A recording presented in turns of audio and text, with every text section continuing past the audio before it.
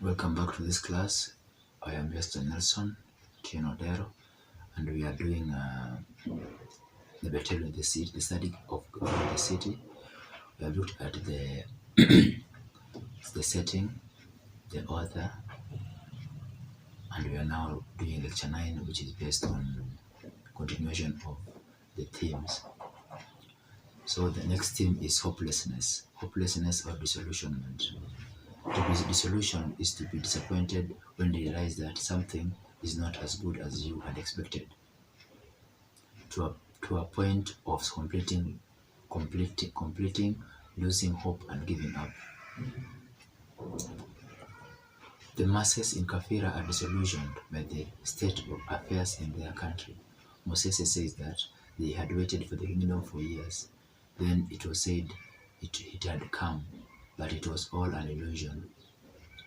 He wonders how many people had set eyes on that kingdom and what color it is.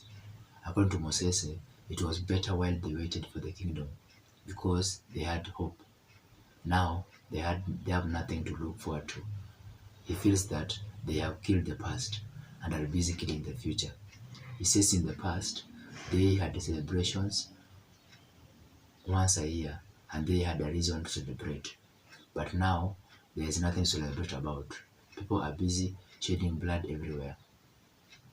That can be seen on page 27 to page 28 of the text.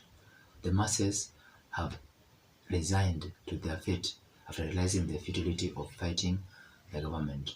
As the student protests in the streets, people shout at them and beggars tell them they are wasting their time. On page 33, that means the beggars have also lost hope and they are disillusioned. Regina feels that Jasper and those others protesting against the government are eating time and that no good will come out of their struggle with the government. She feels that they are fighting stones. On page 34, Doga and Nina have lost hope in life after their son Adika is shot dead during the university riots. Their son Jasper seems to have lost his mind after his brother's death and is currently considered as good as dead. Nina concludes that the authorities have robbed them all they had and blinded them. After Kabito's murder, Tumbo and Nicodemo realize that their tenures and government officials hang in the balance. Tumbo says, "We have no choice. Like caged animals, we move, but only inside the cage." That can be seen on page 62. He continues to say that the elimination of citizens has become so rampant that one is not sure of seeing the next day. Jerry argues with Askari over the issue of freedom. He tells him that the outside of this cell may be well the inside of another, which implies there is no freedom in Kafira, and even those who think they are free are not. Jasper bemoans the fact that Regina too has been affected by the street disease, that is giving up, or being hopeless. It is even pointed out that the beggars in the streets laugh at the university students because they believe that they could achieve nothing at Kafira. Another theme is oppression. The leadership of Kafira is dictatorial. It is oppressive. The government is in a bid to perpetuate its continued stay in power has resulted in silencing its critics. The educated elite, in particular, pay the heaviest price for being at the forefront of criticizing the excess of both regimes.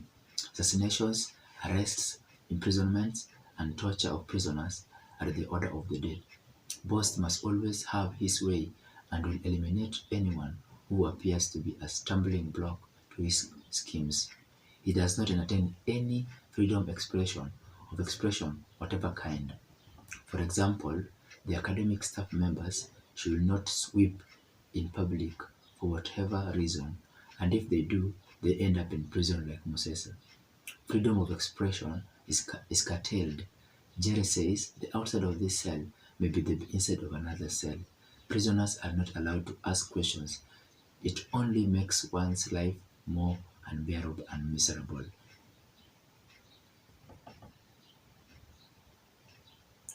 When one asks questions, he is subjected to beating, as in the case of Jere. Prisoners are denied food. Only those who cooperate with authorities enjoy certain privileges. Jere is denied his tea. Then Mosese is presented with a cup of tea. During Adika's funeral, Mosese says of the orders from the government, the funeral would not take more than 10 minutes. The coffin could not be carried by students, and weeping in public was illegal for the academic staff.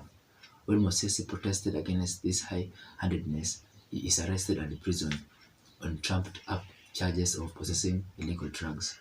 Prisoners are denied food, and only those who cooperate with the prison authorities.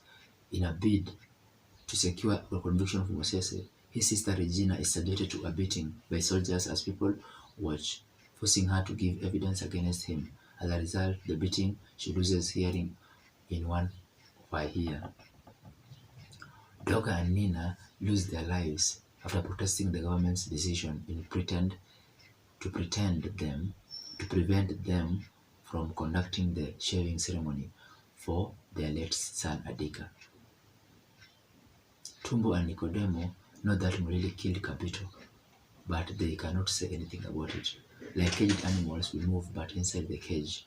Boss regime has established research stations meant to rehabilitate perceived opponents of the state before they are reintegrated into the society. Askari tells Jere, you see, we have research stations dotted all over the country. Side, page 17. Boss tells Jasper that when he goes back to the university, he should tell the leaders that it is his boss' duty to decide on the magnitude of Kafira's Africanization program, and that they had no right to chant about it. When the students demonstrate against the influx of expatriate personnel, Boss wants that the result will always be the same: deaths and imprisonment. Jere protests the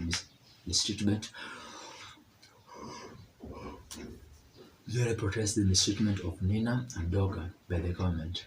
Jere he successfully tries to convince Mulili to allow them to conduct the shaving ceremony for their son Adika.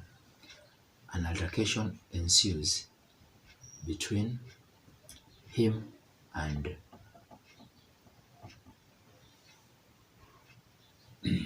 Mulili when he insists that the ceremony will go on as planned, resulting in his arrest and imprisonment.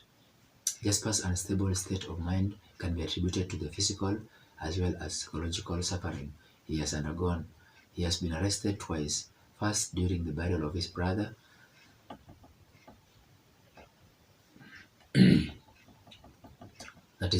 that marks the end of our class, of our lecture 9. So I hope that you got something from the study, and until I see you soon, bye for now.